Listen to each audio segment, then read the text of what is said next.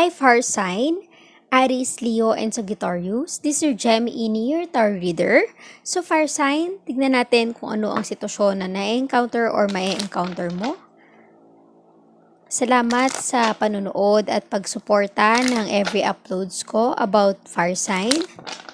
Kung cross-watcher ka, thank you for watching. Thank you for supporting every uploads of my video. Just a reminder, fire sign, Aries, Leo, and Sagittarius. This is a general reading.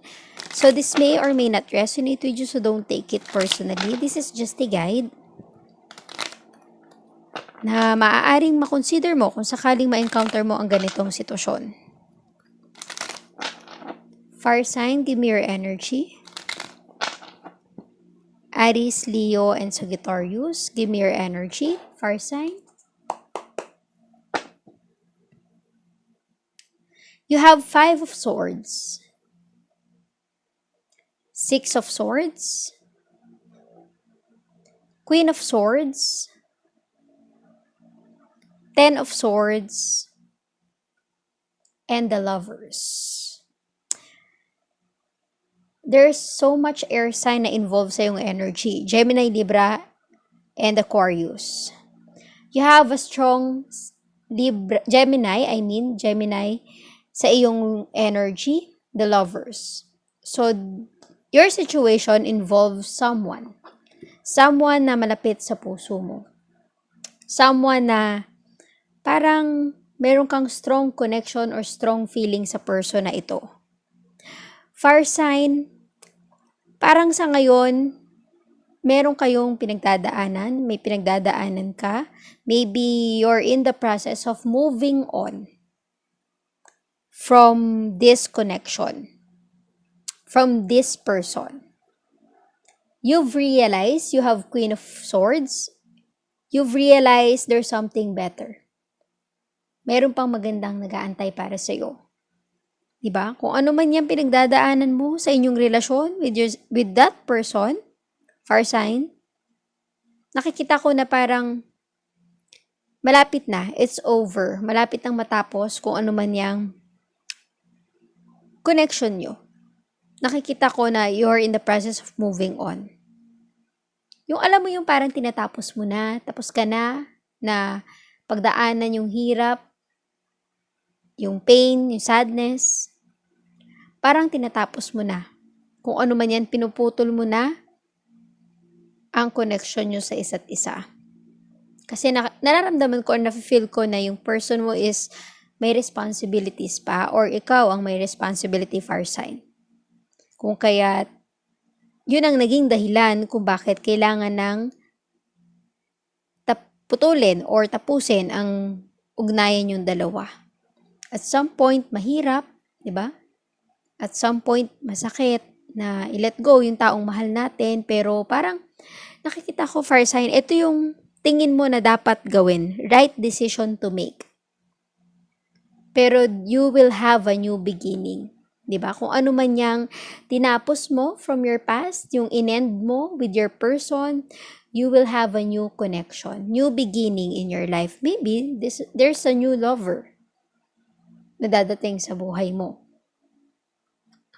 Pero sa ngayon, nafe-feel ko sa energy mo, fire sign, with swords, an air sign ang involved, there's a strong understanding. Para ngayon, you realize na ito talaga ang tamang gawin. Hindi puso ang pinairal mo, kundi ang isipan mo. Kasi, ang dami mong air sign, intellectual, ang mas nangibabaw. Parang, mas pinili mo na yun ang tamang gawin para sa nakakarami. So, tignan natin. Fire sign, you have 10 of Wands. The Moon. 8 of Swords. Page of Wands. The Judgment. Fire sign, you have a fire sign involved sa iyong energy, Aries, Leo, and Sagittarius. You have a strong Pisces with the Moon. Again, an air sign, Gemini, Libra, Aquarius, and a fire sign, Aries, Leo, and Sagittarius.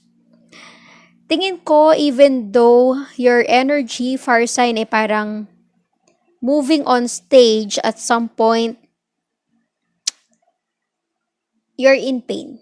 Hindi mo kinakaya. Parang masakit pa rin sa part mo na ganun na lang kayo magkakahiwalay ng taong minahal mo, ng taong mahal mo. Parang pinipilit mo na lang kayanin kasi yun ang tamang gawin. Yun ang dapat na desisyon na dapat nyong gawin. Parang ganun. Parang wala na kayong magawa kasi nandun na kayo sa sitwasyon na yun. Kung ano man yung sitwasyon ng nyo with your person, fire sign, that is something na parang natapos na yung relationship nyo. Maaring there's someone na nagwagi, meaning to say, kung ano yung tinapos nyo, pinutol nyo, sa tingin nyo, yun ang tamang gawin. Even though na nasasaktan kayo, kinakaya nyo na lang, lahat ng nangyayari sa inyong relasyon, pinipilit nyo na ma-overcome yung pain na dinadanas nyo. Pero alam nyo yung parang tanggap nyo na. Masakit, mahirap, pero ganun talaga ang buhay. You have to move forward. You have 6 of Swords and the Moon, meaning to say, meron kang hindi alam. At the background of your situation, of your relationship with this person, maaaring may sinikreto sa'yo, nilihim sa'yo na informasyon, maaaring meron na siyang responsibility with other person na hindi niya pinapaalam sa'yo. Maaaring ito ang naging dahilan kung bakit kailangan nyo mag-separate ways. Yung alam mo yung meron na pala siyang commitment sa iba pero hindi niya sinabi or nilihim niya ito sa'yo, that's why kapag meron talagang nililihim ang other person sa inyong relationship, mostly, mas natutuloy na mag-cut ang connection nyo. Kasi, ang lihim is something na parang hindi ka totoo, hindi ka nagiging totoo sa taong mahal mo. Parang meron kang tinatago, meron kang nililihim, hindi mo pinapakita yung totoong ikaw.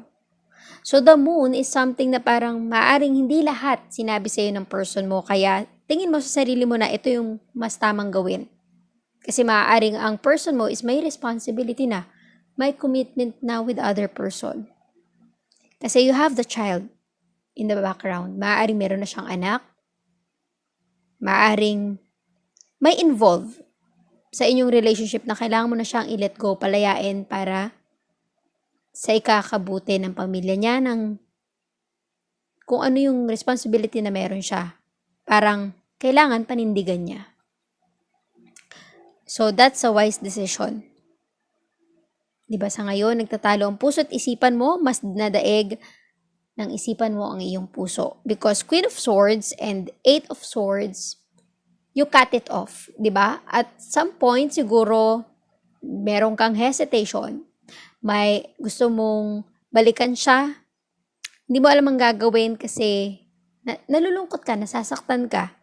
Pero tingin ko, mas naging wiser ka. Fire sign. Mas minabuti mong putulin na yung ugnayan nyo kasi yun ang mas makakabuti sa inyong dalawa. Para sa inyong dalawa. Kung dati, dito ka, naguguluhan ka, hindi mo alam kung anong dapat gawin, ngayon nakapag-decide ka na I have to move on. I have to let it go. You have 10 of Swords and Page of Wands. Kaya nasabi ko, there's a new beginning. For every situation or problema, challenges na nangyayari sa ating buhay na nag-e-end at mag-e-end, there's always a new beginning. May bagong pag-asa, may bagong bukas. You have Page of Wands, meaning to say, sa ngayon, siguro kung nasa process ka ng moving on, moving forward, unti-unti, you will find yourself na parang you are passionate about something or someone. Page of Wands. Parang ito yung pinag-aaralan mo sa ngayon, tinitingnan mo, yung parang attention mo, unti-unting na-attract ng kung anong passion man ito sa buhay mo. Sa career man yan, sa relationship man yan, sa business man yan, parang dito ka nakafocus sa ngayon. Kung ano man yung passion mo ngayon, kung ano man yung pinagkakaabalahan mo ngayon, yun ang pinaprioritize mo. Kasi nga, you're in the process of moving on, so this is the right time for you to focus on something, on someone na makakatulong sa'yo para makamove on ng tuluyan. The Lovers and the Judgment. Meaning to say, you have come to your final decision. Nagkaroon ka na ng desisyon para sa inyong relationship with your person. Kung ano man yan, ikaw na ang nakakaalam yan. Fire sign. Pero tingin ko, meron ka ng stick decision or final decision para sa inyong connection. Tandaan, ang lahat ng bagay na nangyayari sa ating buhay, there's always a reason, may dahilan, may purpose. 'Di ba? Hindi natin yan pinagdadaanan dahil napadaan lang. Yan ay dumadaan sa ating buhay para tayo ay merong matutunan. So, tignan natin ang advice for your energy. Ano ang masasabi ng Oracle Guide para sa iyong energy? Fire sign, Aries, Leo, and Sagittarius. Ano ang pwede mong makonsider sa sitwasyon na na-encounter mo? Fire sign. You are good enough. Fire sign, you are good enough. Aries, Leo, and Sagittarius. Diba? Don't settle for less because you are good enough. You deserve something better, someone better. You are very close to achieving your goal. So, kung yung goal mo is makamove on totally with this person, you are very close. Unti-unti. Find your passion. Find anything na makakatulong sa'yo na makapag-let go. Kung sa tingin mo yun ang tamang gawin, yun ang desisyon na nais mong gawin. Emotions are running high. Maaaring kahit papano meron ka pang feeling sa person na ito, pero alam mo yun, nandun na yung malaking factor na kaya mo nang i-let go ang taong ito, ang person na ito. A fiery climax approaches. Siguro merong magaganap na reconciliation. Pagbabate, even though na naputol ang connection nyo, parang mas okay na yung ganong sitwasyon. Parang masasabi mo sa sarili mo na tahimik na yung, peaceful na yung isipan ko, hindi na ako nalilito, hindi na ako naguguluhan, parang payapa na ang lahat. Parang ganon yung feeling. Parang lahat parang lumalagay sa ayos na lugar. Surrender to the divine, trust to the divine, trust your destiny. Fire sign. Kasi tingin ko, meron at merong nakalaan para sa'yo. Kung hindi man ang person na ito, soon you will find the right person or someone for you. So thank you, fire sign, Aries, Leo, and Sagittarius. Please like, share, comment, and subscribe for more videos. Thank you for watching.